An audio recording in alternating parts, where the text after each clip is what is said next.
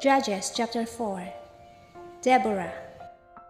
When Ehud was dead, the children of Israel again did evil in the sight of the Lord.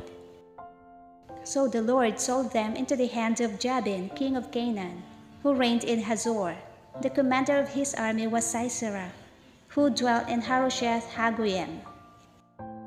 And the children of Israel cried out to the Lord, for Jabin had 900 chariots of iron, and for 20 years he had harshly oppressed the children of Israel.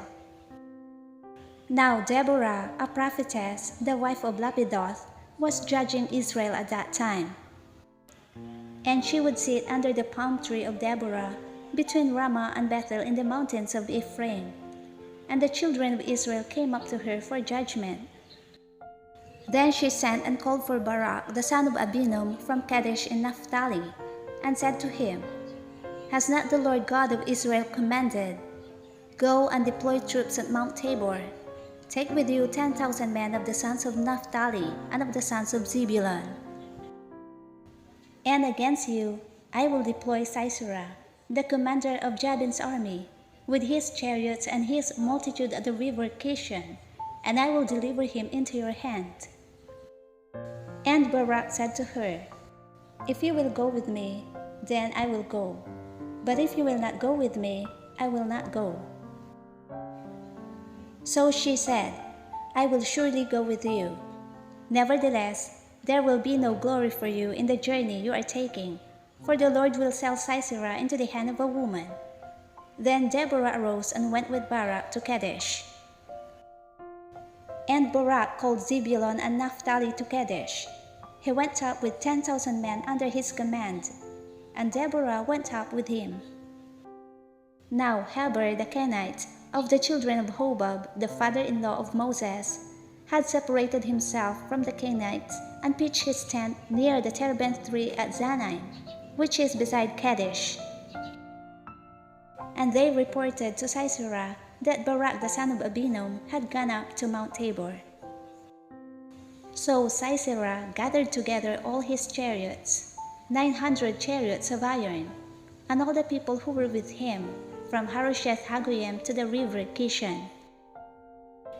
Then Deborah said to Barak, Up, for this is the day in which the Lord has delivered Sisera into your hand. Has not the Lord gone out before you? So Barak went down from Mount Tabor with 10,000 men following him. And the Lord routed Sisera and all his chariots and all his army with the edge of the sword before Barak. And Sisera alighted from his chariot and fled away on foot. But Barak pursued the chariots and the army as far as Harosheth Hagoyim, and all the army of Sisera fell by the edge of the sword, not a man was left. However, Sisera had fled away on foot to the tent of Jael, the wife of Heber the Kenite, for there was peace between Jabin king of Hazor and the house of Heber the Kenite. And Jael went out to meet Sisera, and said to him, Turn aside, my lord, turn aside to me, do not fear. And when he had turned aside with her into the tent, she covered him with a blanket. Then she said to her, Please give me a little water to drink, for I am thirsty. So she opened a jug of milk, gave him a drink, and covered him. And she said to her, Stand at the door of the tent, and if any man comes and inquires of you, and says, Is there any man here? You shall say no. Then Jael, Heber's wife, took a tent peg and took a hammer in her hand, and went softly to him and drove the peg into his temple, and it went down into the ground, for he was fast asleep and weary, so he died.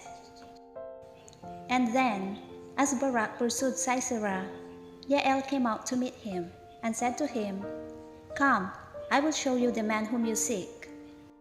And when he went into her tent, there lay Sisera, dead with a peg in his temple. So on that day, God subdued Jabin, king of Canaan, in the presence of the children of Israel. And the hands of the children of Israel grew stronger and stronger against Jabin, king of Canaan, until they had destroyed Jabin, king of Canaan.